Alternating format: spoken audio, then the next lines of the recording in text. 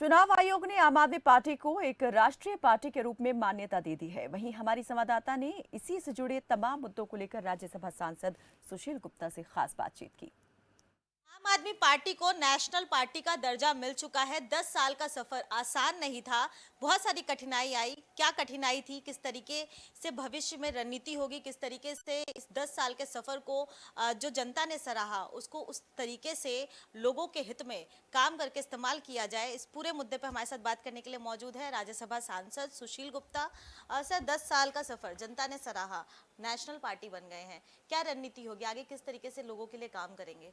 सबसे पहले तो मैं देश के करोड़ों लोगों को जो विकास की राजनीति चाहते हैं, जो ईमानदार राजनीति चाहते हैं, जो शिक्षा और चिकित्सा के ऊपर हिंदुस्तान के हर व्यक्ति को पूरा लाभ देना चाहते हैं, जो हिंदुस्तान के किसान की आय को बढ़ाना चाहते हैं, जो हिंदुस्तान की महिला को पूरा सम्मान दिलाना चाहते हैं, उन करोड़ों लोगों को बधाई देता हूं कि आज उनके सपनों की पार्टी आम आदमी पार्टी राष्ट्रीय पार्टी बनी। नवंबर 2012 के अंदर इस पार्टी का गठन हुआ। देश की पहली ऐसी पार्टी है जो इतने कम समय के अंदर 2 राज्यों में सरकार बनाई और कई राज्यों के अंदर विधायक चुने गए। अरविंद केजरीवाल जी की जो विचारधारा है उससे देश के करोड़ों लोग जुड़े। मैं अरविंद केजरीवाल जी को बधाई देता हूं, देश की जनता को बधाई देता हूं। आज आम आदमी पार्टी राष्ट्रीय पार्टी का जो दर्जा प्राप्त हुआ है, इसके लिए जो देश को बदलना चाहते हैं, जो देश को विकसित करना चाहते हैं, जो देश को शिक्षित करना चाहते हैं, मैं उन युवाओं को बधाई देना चाहता हूं। सर, जिस तरीके से सामने चुनाव आ रहा है, 2024 में चुनाव है, हरियाणा में भी चुनाव होना है, लगातार पार्टी हरियाणा में अपने आप को मजबूत करने की कोशिश भी कर रही है। क्या रणनीति होगी, किस तरीके से आगे बढ़ेंगे, क्योंकि बहुत सारी ऐसी चीज़ें हैं, अलायंस भी करना पड़ता है, गठबंधन भी करना पड़ता है, तो क्या आम आदमी पार्टी तैयार है अलायंस करने के लिए, और अगर तैयार है तो वो दल कौन सा होगा जिस पे आप लोग भरोसा दिखाएंगे? आम आदमी पार्टी अलायंस कर चुकी है हिंदुस्तान की जनता के साथ।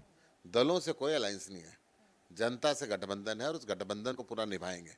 जनता को अच्छी शिक्षा देंगे, अच्छे स्कूल, अच्छे कॉलेज देंगे, अच्छे हॉस्पिटल देंगे, अच्छी डिस्पेंसरी देंगे, दिल्ली की तरह सस्ती और फ्री बिजली और पानी देंगे। महिलाओं के लिए उत्थान के लिए पंजाब में हमने 1,000 रुपये दिया है, दिल्ली के अंदर बस यात्रा मुफ्त है, हरियाणा के अंदर भी देंगे। बुजुर्गों को तीर्थ यात्रा भी मुफ्त देंगे, अच्छी पेंशन देंगे, बिना खर्ची और पर्ची के रोजगार देंगे, ताकि हरियाणा भी दिल्ली की तरह विकसित हो, पंजाब की तरह शिक्षित हो। लेकिन अगर अलायंस का ऑफर सामने से चल के आएगा तो क्या वो भी अपनाते हुए नजर नहीं आएंगे? क्योंकि ओवरऑल पॉलिटिक्स में मैटर ये करता है कि आपकी सरकार बनती है या आप कौन से पार्टी के रूप में रह जाते हैं।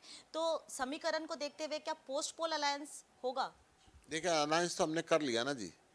हरियाणा की जनता के साथ हमारा गठबंधन हो चुका है और ये गठबंधन इतना मजबूत है, कम से कम 2/3 बहुमत से 2024 में हरियाणा में आम आदमी पार्टी की सरकार बनेगी। हाँ सर, अब बात कर लेते हैं किसानों की। किसानों का मुद्दा काफ़ी महत्वपूर्ण है। आपने बहुत बार अपने ट्विटर के माध्यम से भी ये बात रखी है। गिदावरी को लेकर आपने कहा, मुआवजे को लेकर भी आपने कहा। आज पूरे हरियाणा के 22 जिलों में डीसी को ज्ञापन भी सौंपा गया।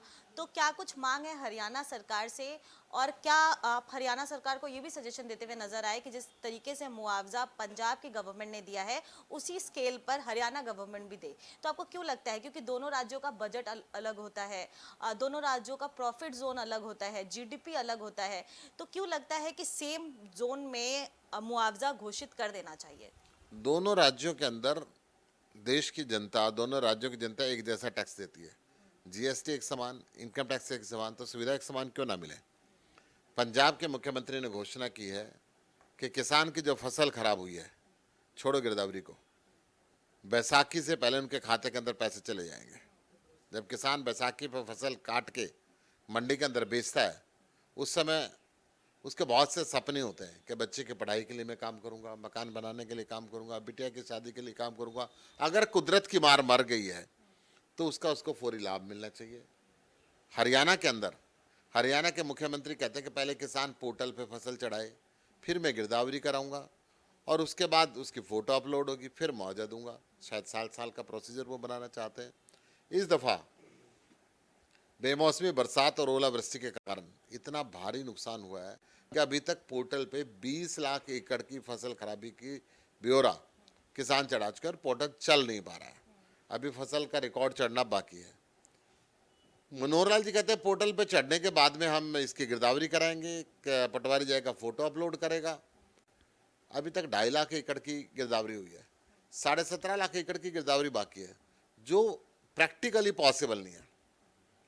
अगर किसान पटवारी का इंतजार करेगा खेत में आने का, तो जो बची कुची फसल खेत में पड़ी है वो धूप से जल जाएगी और खराब हो जाएगी, काली पड़ जाएगी।